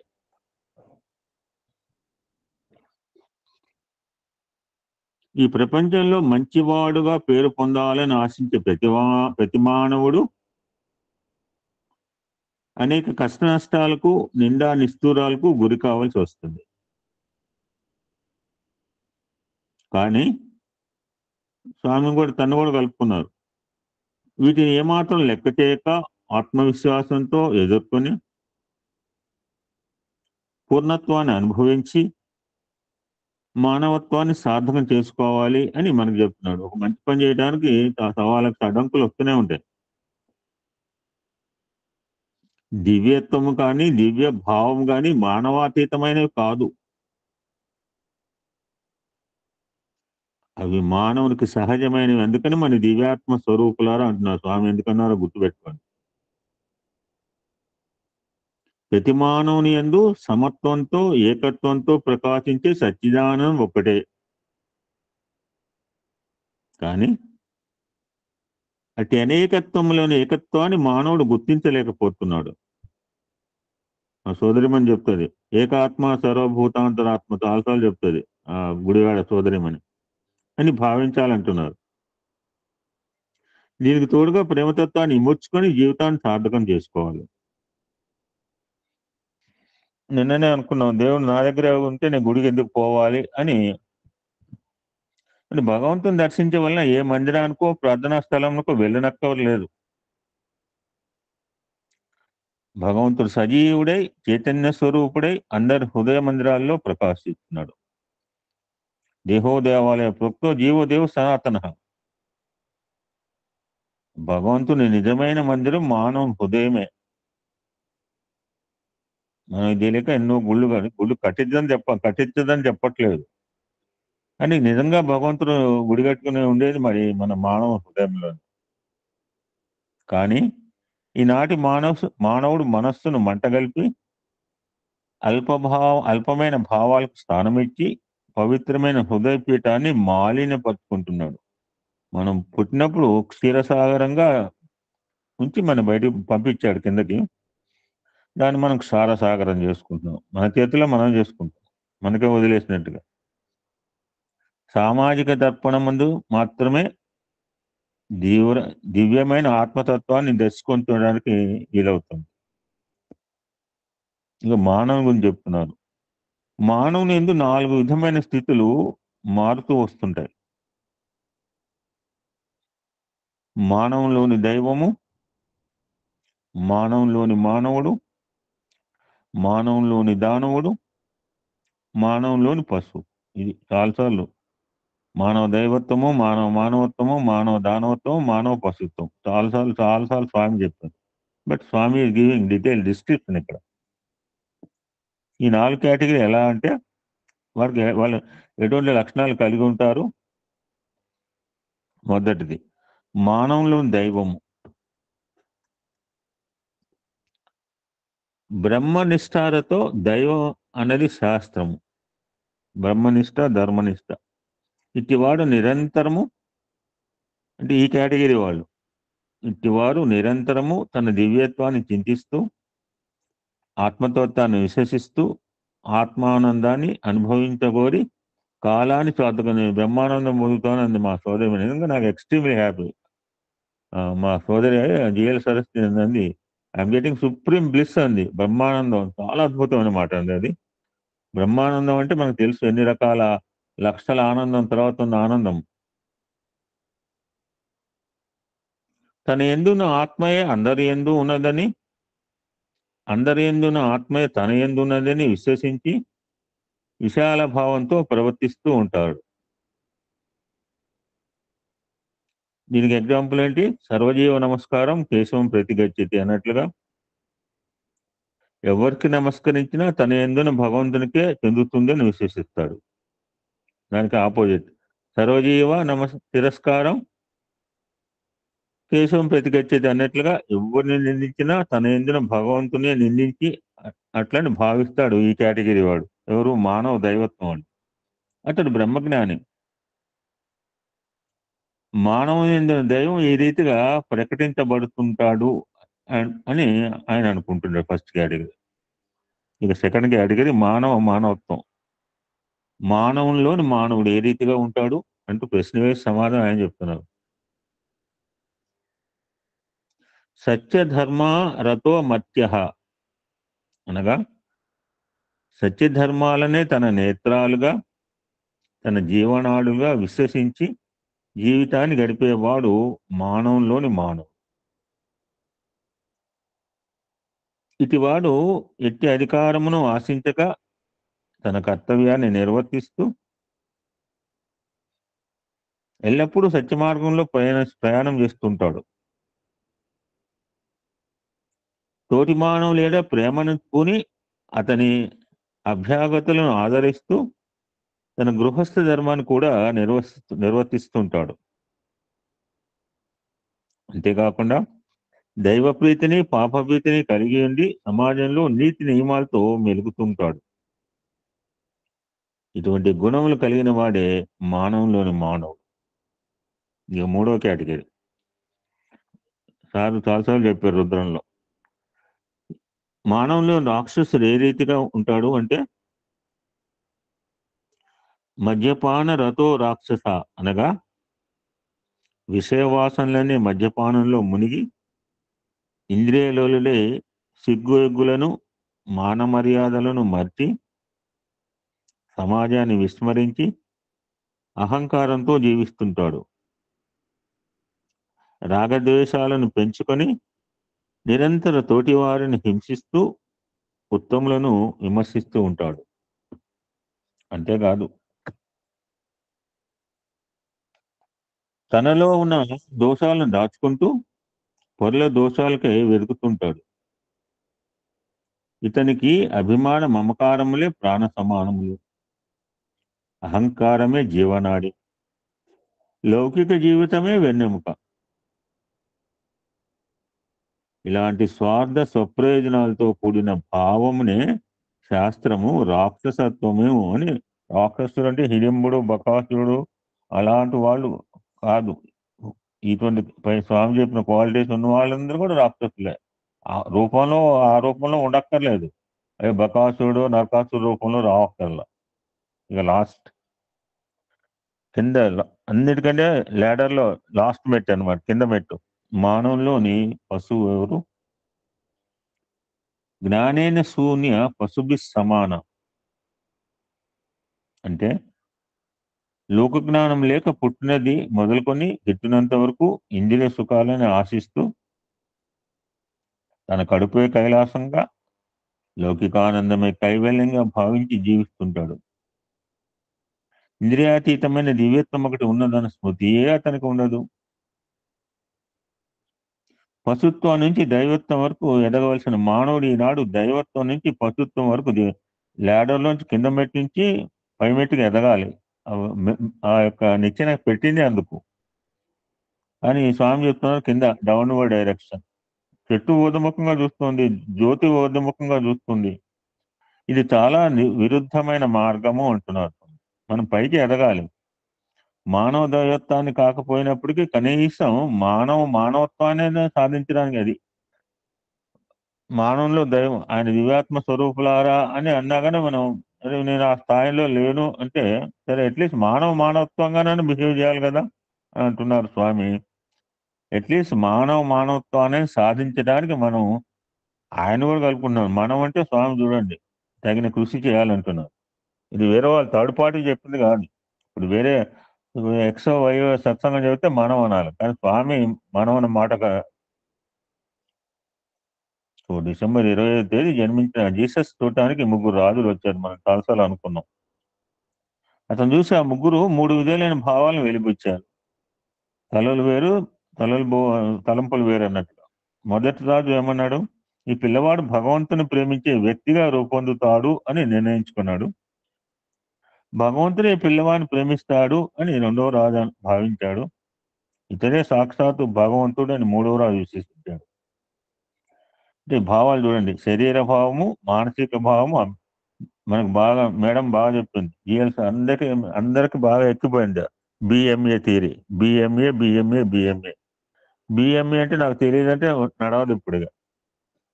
నరాల్లో జీర్ణించుకుపోయింది మనకి బిఎంఏ థియరీ. నేను ఇంకా బాగా చెప్పాడు, శరీరము ఆత్మ మధ్యలో మనస్సు ఉన్నాడు. నిన్న రుద్రంలో శరీరము ఆత్మ మధ్యలో మనస్సు ఉంటాడు. మనస్సు మరి శరీరం వైపు పొంగుతుందా రక్షక అరక్షక, రక్షించబడటం అరక్షించబడటం. మనస్సు యొక్క ప్రవర్తన మీద ఆధారపడి ఉంటుంది.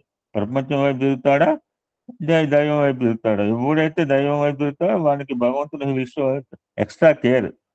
అంటే ప్రపంచం వైపు తిరిగేవాడి మీద భగవంతుడు ప్రేమ లేదంటే ఉంటది, అందరి మీద ప్రేమ ఉంటుంది, పంచుతాడు. అయితే ఎవడైతే దైవాన్ని చూస్తుంటాడో, దైవానికి దగ్గర అవుదామని ప్రయత్నం చేస్తాడో వాడి మీద ఫీల్ సో ఎక్స్ట్రా కేర్. తల్లి కనుక చిన్నపిల్లవాడి మీద 3 పిల్లల్లో.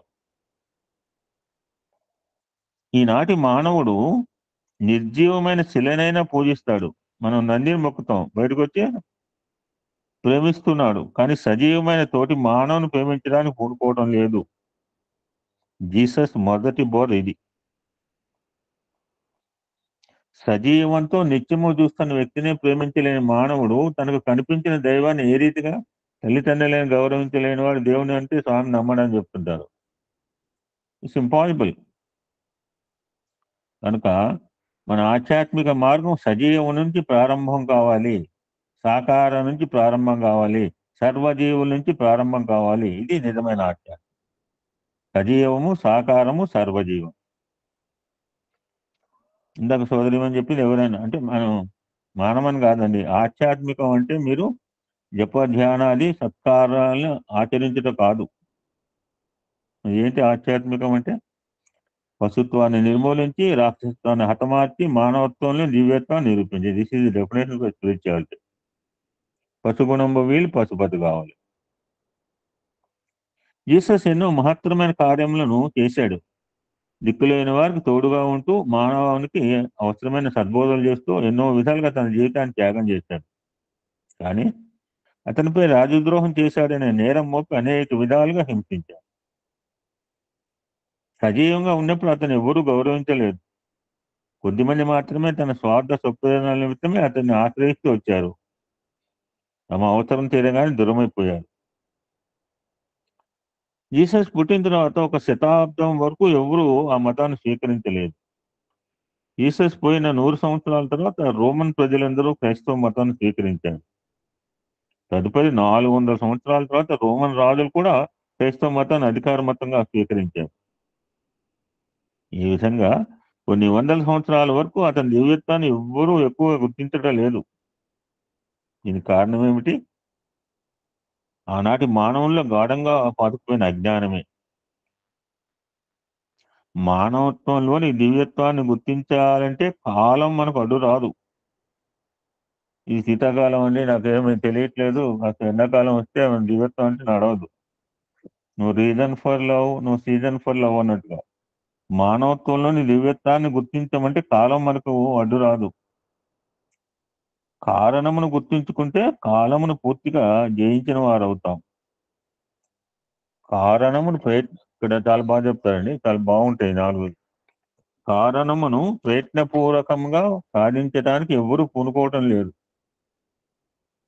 ఈనాడు పెద్దానికి కారణం రీజన్ అడుగుతాడు. What is the reason? ఎందుకు బండి లేటుగా వచ్చింది? ఎందుకు రావట్లేదు, పంపులో నీళ్ళు రావట్లేదు, ఎందుకు కరెంటు పోయింది? కాలాన్ని సద్వినియోగపరచడానికి కూడా ఒక కారణం కావాలనా?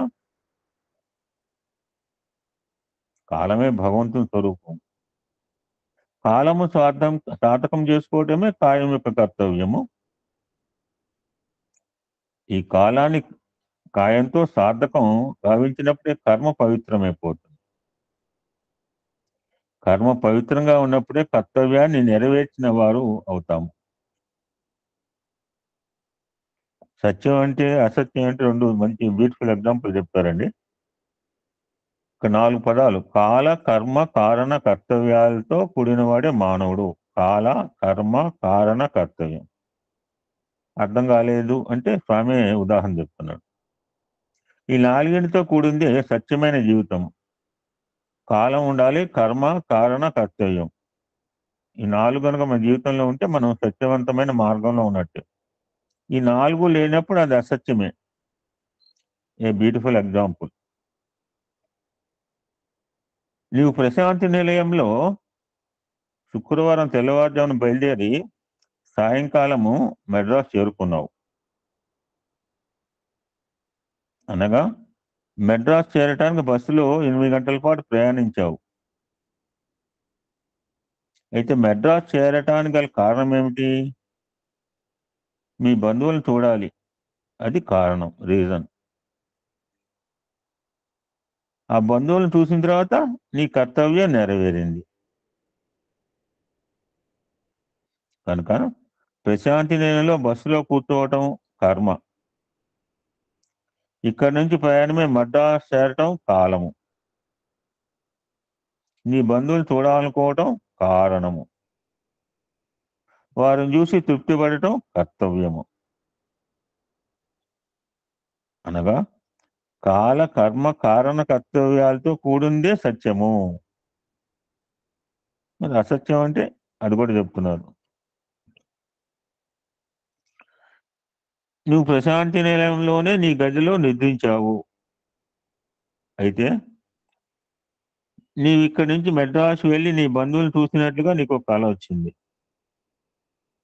కానీ ఇందులో కాల కర్మణ కారణ కర్తవ్యాలు లేవు కల్లో. నీవు ప్రశాంతి నిలయం నుంచి ఎప్పుడు బయలుదేరావు, మెడ్రాస్కు ఎట్లా చేరినావు, అక్కడ ఎవరిని చూసినావు, దానివల్ల నీకు కలిగిన తృప్తి ఏమిటి, ఇందులో ఏమాత్రం అర్థం లేదు. కనుక కాల కర్మ కారణ కర్తవ్యాలు లేనటువంటిది అసత్యము. మనం సత్యాన్ని గుర్తించాలంటే కాయంతో కర్మలను ఆచరించాలి. ఆ కర్మల లక్ష్యాన్ని దృష్టి ఉంచుకుని దాన్ని సాధించడమే మన కర్తవ్యంగా విశ్వసించాలి. దేనికోసం మనం పుట్టినాము? మన దివ్యత్వాన్ని గుర్తించుకునే నిమిత్తమే పుట్టినాము. తనను తాను తెలుసుకునేందుకే తనువును భగవంతుడు అనుగ్రహించాడు. తను తాను తెలుసుకోవడమే కర్మ, తెలుసుకుని ఆనందం పొందటమే కర్తవ్యం. మానవుడు ఈనాడు దీన్ని విస్మరించారు అని చెప్తున్నారు. కాయం కర్మ నిమిత్తమే వచ్చింది అని మన భారతీయ వేదాంతము ప్రబోధించింది. ఇదే సత్యాన్ని యేసు ఈ జగత్తులో తోటి వారికి సేవ చేసే నిమిత్తమే దేహాన్ని ధరించాము కనుక ఈ దేహంతో సమాజ సేవలో పాల్గొనాలి, దీనులకు దిక్కులేని వారికి సేవలు చేయాలి అని ప్రబోధించాడు. కానీ ఆనాటి వారు యేసుక్రీస్తును రాజద్రోహిగా భావించి శుక్రవారం నాడు సెలవుపై అతనికి ప్రాణం తీశారు. తదుపరి ఆదివారం నాడు యేసు సజీవుడే తిరిగి వచ్చాడు క్రైస్తవుల విశ్వాసం. అతడు తిరిగి వచ్చిన దినం కనుక ఆదివారం నాడు చర్చిల్లో ప్రార్థన చేయటం ప్రారంభమైంది. యేసు అనుచరులో క్యాథలిక్స్ ప్రధానులు. వీరు యేసుక్రీస్తు తల్లి అని మేరీని ఆధారంగా తీసుకుని పూజిస్తూ వచ్చారు. అయితే వీరు 24వ తేదీ నాడు పూజిస్తారు. కానీ ప్రొటెస్టెంట్లు క్రీస్తు పుట్టిన దినము నాడే ఆరాధన చేస్తారు. ఇది ఇరువురి భావం ఒకటే అయినప్పటికీ క్యాథలిక్స్ 24వ తేదీ సాయంకాలమే ప్రార్థన చేయటం, పండుగ జరుపుకోవడం కొనసాగిస్తుండగా ప్రొటెస్టెంట్స్ మాత్రము క్రీస్తు పుట్టిన దినమే ప్రధానమైనదిగా భావించి 25వ తేదీ పండుగ జరుపుకుంటున్నారు. ఎప్పుడైతే పండుగ మాత్రం చేసుకుంటున్నారు. ఈ క్రిస్మస్ తాత మనం ఆల్రెడీ కొంచెం తెలుసుకున్నాం, కొంచెం డిఫరెంట్గా చెప్పారు స్వామి ఇక్కడ. పూర్వం ఆస్ట్రేలియా దేశంలో నికోలాస్ అనే ఒక సన్యాసి ఉండేవాడు. అతడు కొంత వ్యాపారం కూడా చేసేవాడు. క్రమక్రమేణా అతడు క్రిస్టియన్ మతాన్ని స్వీకరించాడు. అతడు వ్యాపారిగా ఉన్నప్పుడు బీదలు చూసి జాలిపడి వారికి అవసరమైన పదార్థాలను అందించేవాడు.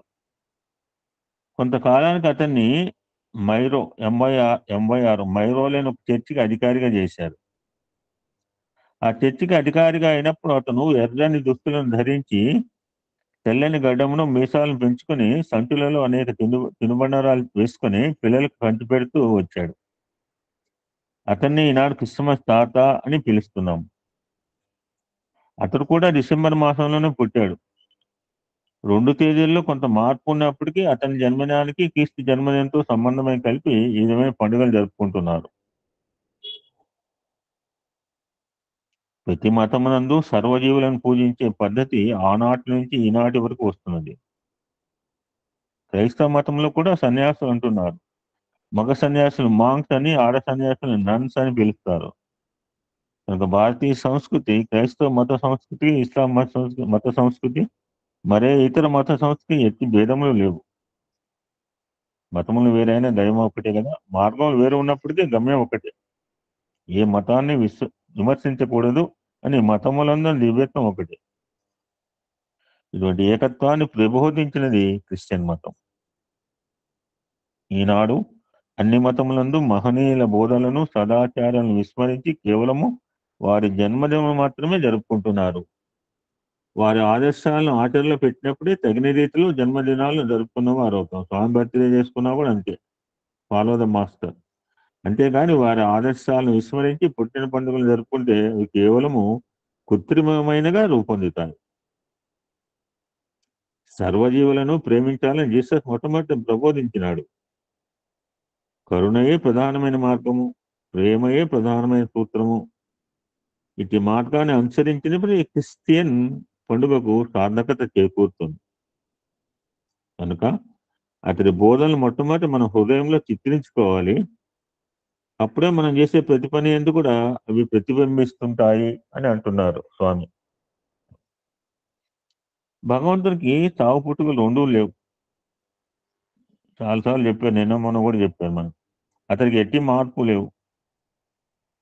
అతడు చావు పుట్టుక లేని శాశ్వతుడు, ఆది మధ్యాంత రహితుడు, అనాది వాడు, తాను తావక పుట్టక తంపబడక అంతటా సర్వసాక్షి అయి ఆత్మ వెలుగొందుతుండును. చావు పుట్టుకలతో కూడిన మానవుడు చావు పుట్టుకలు గల ఆకారాన్ని ఆశ్రయిస్తున్నాడు. తన స్థాయికి దైవత్వాన్ని తెప్పించుకొని ఆ స్థాయి నుంచి విశ్వస్థాయికి చేరుతున్నాడు. ఇదే సాకార ఆరాధన. కనుక సాకార ఆరాధనతో ప్రారంభించి నిరాకార నిత్య సత్యాన్ని మనం చేరాలి అని స్వామి ప్రబోధన చేస్తున్నారు. ఫైనల్ గా కంక్లూడ్ చేస్తూ ప్రశాంతి నిలయంలో క్రిస్మస్ ఎలా ఉందో చెప్తున్నాను. దివ్యాత్మ స్వరూపులారా, ప్రపంచంలో ఈ క్రిస్మస్ పండుగ అనేక చోట్ల జరుగుతుంది, కానీ ఒక గర్వకారణం చెప్పుకోవడం కాదు. ప్రశాంతి నిలయంలో జరిగే క్రిస్మస్ పండుగ ప్రపంచంలో ఎక్కడా జరుగుతుంది. క్రీస్తు జన్మస్థానంలో కూడా అక్కడక్కడ చర్చిలో పూజలు చేస్తారు, కానీ రాత్రంతా త్రాగి సందనాలాడుతూ కాలాన్ని వ్యర్థం చేస్తారు. అన్ని దేశాల నుంచి కూడిన ప్రజలు, అన్ని సిద్ధాంతాలతో చేరిన ప్రజలు అందరూ ఏకంగా కూడి తెల్లవారిన మొదలు రాత్రి వరకు దివ్యమైన భగవన్నామం చేత, భగవద్భావం చేత కాలాన్ని సార్థకం చేసుకుని ఒక ప్రశాంతి నిలయం ఉన్నది మాత్రమే. బాలురు మొదలుకొని వృద్ధుల వరకు, క్యాథలిక్స్ మొదలుకొని ప్రొటెస్టెంట్స్ వరకు, నాస్తికులు మొదలుకొని ఆస్తికుల వరకు అందరూ ఏకంగా చేరారు. దీన్ని అద్వైత సిద్ధాంతానికి చిహ్నంగా నిరూపించవచ్చును అన్నారు స్వామి. అద్వైతం అనగా ఏమిటి? Beautiful definition. అద్వైతం అంటే మనం అనేకత్వంతో కూడిన ఏకత్వం అద్వైతం. Fantastic definition. అనేకత్వంతో కూడిన ఏకత్వమే అద్వైతం. Unity in diversity. ఇప్పుడు మనం 46 మంది ఉన్నారు. భిన్న ప్రదేశాలు ఉన్నాయి, భిన్న ప్రాంతాలు, భిన్న సంస్కారాలు, భిన్న సంస్కృతులు, భిన్న జాతులు, భిన్న మతాలు, భిన్న ఆచార వ్యవహారం, బట్ అవర్ అవర్ ఏమీ ఒకటి. మనందరి యొక్క ఆరాధన ఒకటి, మన అందరి గమ్యం ఒకటి. ఇటు ఏకత్వం ఒక ప్రశాంతి నిలయం మాత్రమే ఉంటున్నది అని స్వామి ఘంటాపథంగా చెప్తున్నారు. తప్పేం లేదు అందులో. ఎంతో మంది మత ప్రచారకులు, రాజకీయవేత్తలు, ప్రవక్తలు అందరూ అనేక విధాలుగా ఏకత్వం కావాలని ప్రబోధిస్తుంటారు, కానీ ఆచరించి ఆనందించే స్థానం ఎక్కడా కనిపించట్లేదు. ప్రచారం చేసే వ్యక్తులనే ఆచరణ కనిపించడము లేదు. అనాయాసంగా, అప్రయత్నంగా ఈ అనేకత్వం ఏకత్వంగా కూడటం ఈ ప్రశాంతి నిలయం మాత్రమే సాధ్యం. ఇక్కడ అందరూ అన్నదమ్ముల వలె, అక్క చెల్లెండ్రు వలె జీవిస్తారు. మీకు తెలుసు, అనేక దేశాల నుంచి వచ్చిన గొప్ప గొప్ప శ్రీమంతులు బీద గొప్ప భావం లేకుండా ఒక్కొక్క షెడ్యూలో అందరూ చేరి ఎంతో అన్యోన్యంగా మెలుగుతూ ఆనందాన్ని అనుభవిస్తున్నారు. వారికి అనేక సౌకర్యాలతో కూడిన భవనములు ఉన్నప్పటికీ వాటిలో ఈ ఆనందాన్ని అనుభవించలేరు. ఇక్కడ ఏ అనుకూలములు లేకపోయినప్పటికీ, ఆహార విహారంలో మార్పులు ఉన్నప్పటికీ అన్నింటినీ భరించి సహించి జీవితాన్ని ఆనందంగా గడుపుతున్నారు. మనం ప్రత్యక్షంగా చూసిన వాళ్ళమే. మన కట్టుబొట్టు వేరు, మన ఆచార వ్యవహారాలు వేరే, కానీ దే ఆర్ ఫాలోయింగ్. మనలాగా చక్కగా వస్త్రధారణ చేసి ఎంత ఆనందం పడి వాళ్ళందరూ ప్రశాంతంగా చూసిన వాళ్ళమే. దీనికి కారణము వారిలో ఉన్న పవిత్రమైన ప్రేమయే. ఆ ప్రేమయే లేనితో మీరు ఇక్కడికి ఒక్క క్షణమైనా ఉండలేరు కదా. స్వామి కంక్లూడింగ్ హిజ్ మెసేజ్ 1992. ప్రేమ స్వరూపులారా, వివిధ దేశాల నుంచి వచ్చిన విదేశీయులారా, ఇక్కడ మీరు అనేక అసౌకర్యములు గురి అయినప్పటికీ వాటిని ఏమాత్రం లెక్క చేయక ఆనందాన్ని అనుభవించే నిమిత్తమై మీరు చాలా ఓపికతో జీవితాన్ని గడుపుతూ వస్తున్నారు. ఇదే ఒక పెద్ద తపస్సు. ఇదే ఒక సాధన. ఈ సాధన చేతనే మీ లక్ష్యాన్ని సాధిస్తారు. ఎవరి ముఖాలు చూసినా చిరునవ్వులతో చిందులు తొక్కుతుంటాయి. వారి గృహములందు కూడా ఇంత ఆనందాన్ని అనుభవించలేరు. దీనికి కారణం స్వామిపై వారికి ఉన్న ప్రేమే. వేలకు వేలు ఖర్చు పెట్టుకుని సమస్త సౌకర్యాలను విసర్జించి అనేక అనానుకూలములతో కూడిన ఈ షెడ్యూల్లో స్వామి చింతన చేస్తున్నారు. ఈ దృశ్యాన్ని చూసి ఇతరులు ఎంతో సిగ్గుపడవలసి వస్తుంది. స్వామి కంక్లూడింగ్. ప్రేమ స్వరూపులారా, భగవద్భావాన్ని హృదయం నందు కలిగిన వాడికి ఎక్కడికి పోయినా ఆనందమే. భగవంతుడు వారి వెంటనే ఉంటున్నాడు. ఒక పద్యం ఉంటుంది, ఎవరని చెప్పండి. అడవులందున్న